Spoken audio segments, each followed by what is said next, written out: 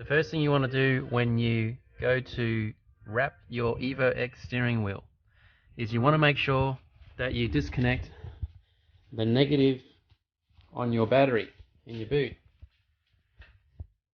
Mine's a little bit different to a stock one. It's a different battery, but the principle is the same. You want to make sure that you unground the battery, and when you unground it, put some sort of wrap around it, a hat, whatever you want, so that it doesn't ground. This is important because when you go to disconnect your steering wheel, you do not want it to be grounded. Otherwise there is a potential for it to actually go off and explode in your face. To disconnect the steering wheel, what you need to do is get a torque screwdriver, and in between here there's one screw and the same thing on the other side. You need to undo both of those two, and that will enable you to pull this part off the steering wheel. So this is what a torque driver looks like. The one on the left is a T27 and the one on the right is a T30. Some videos online say that you can use a T27 and it will sort of fit, but it's not the exact perfect fit for it.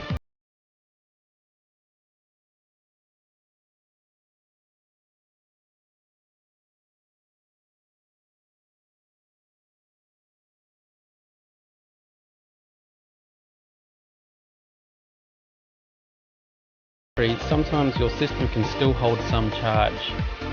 In order for your horn to work, it needs to have a complete circuit. So that means that you would have some positive and negative somehow connected to your battery or just in your system.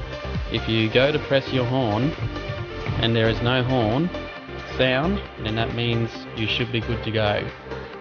There's another video online, same one I've been talking about, which has a lot of views. The guy's trying to put his horn on and off the steering wheel, and it was a live circuit. He's trying to put it back in, it is beeping and beeping. That is not safe, do not do that. If you press your horn and it's got a beep sound, you can hold it to diminish any sort of charge in your system. Alright, now the next thing to consider is when you go to take out these screws on either side, you'll get to a point where you're turning and turning and it just doesn't seem to be coming out. You can't seem to pull the horn out. So what happens is, if you're undoing, say in a right hand drive, if you're undoing the left hand side, you have to pull here across this way as you're undoing it with this one. It will just pop out. Same thing for this side. Whilst you unscrew this side, you have to pull the horn towards the passenger side, and they will essentially just unclip straight away. When both screws come out, it simply just comes straight out towards you. Don't yank it, don't pull it, because there are two cables there. So here we are, top down view. We've got a yellow plug and a black plug. So once you actually pull this yellow plug off, if you're having a look at it from the bottom, you'll see that the black plug is just there. And that little clip there is what you push in whilst you pull that black plug towards the cluster so that it disconnects. So this black plug is a little bit of a nuisance to pull out, not too bad. The main problem is because it's hard to get your thumb underneath and undo it. So essentially I just did it like this. So if you look closely, that's what the clip looks like. You push and apply pressure there as you pull it back towards the cluster, and it will come out. So next step is to get a 17mm socket, and you need to undo that there. And these steering wheels are notorious for being a bit tight. So all you've got to do is to make sure that you've got your alignment right for when you put it back, is make a mark right here between the bolt and the thread. Just like that, so that when you go to put it on, you know exactly where it should be true from when you took it off. This 17 can be a bit tight to take off, so what you need to do, because your battery's disconnected, the wheel won't go into a locked position, so you need to hold it with your knees, put a socket on like so, and in my case I just simply used a leverage bar and it came off in about half a second.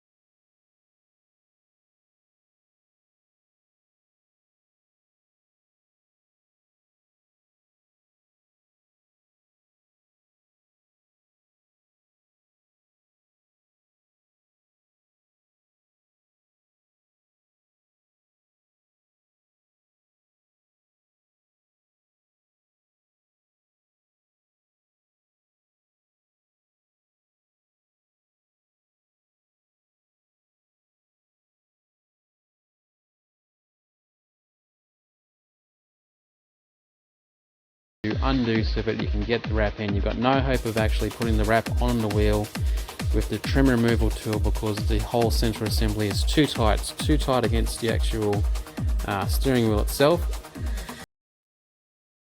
So a couple of hours later, I've now got this together.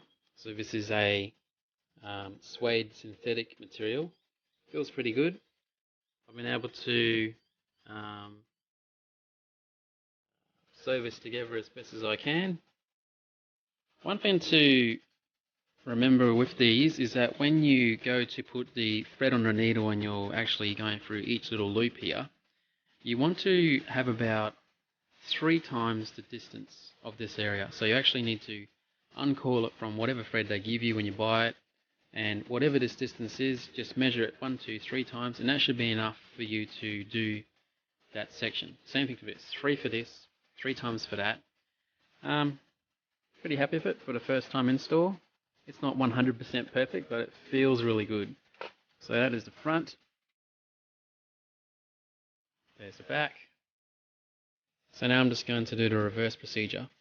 I'm going to put this back cover on, the 4 screws that are there, and I'm going to do everything the exact opposite way. So that'll be the black plug inside on the steering cluster, on a column first, then the yellow plug, the 17mm socket, and making sure that the wheel is aligned where I had the Nico marker.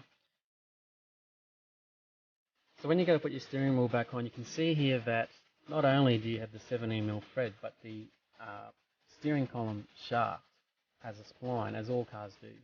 So if you go to put your wheel on and your Nico marker does not line up perfectly well, simply just remove the steering wheel back, turn it 1 millimeter or so in whatever direction it needs to go, and it should just fit right in. So I've just put the steering wheel on, and as you can see, I've tightened the nut so that it's in line again with what I put on the thread. So that's great. So now what I'm going to do is the reverse procedure with all these plugs that I've done before. So the first one is this communications plug. So essentially all the steering wheel controls. So we'll just have a good look at what the back of the airbag itself looks like. So where this black plug is connecting to is this sort of spade connector here, similar to what you'd see on a subwoofer. It just pushes straight onto it, and part of the plastic clip, I assume, will be in place when it's through that hole right there. Alright, so as you can see, I've just put the black plug in the middle of the screen on first. It just slid on nice and easy. And now I'm putting the yellow plug on. When you go to put the yellow plug in, you can't just sort of plug it in from the sides of the yellow plug. The bottom part of the yellow plug is kind of like a spring-loaded clip in itself, and you need to actually push the plug right from the very bottom in order for it to go in. If you just plug it in from the sides, it will not work. Here's the final product. The steering wheel's installed, no check engine lights. The airbag did not explode in my face, so that's a great day. Fits really good. Awesome. Not an issue at all. Steering wheel turns perfectly. Everything's great.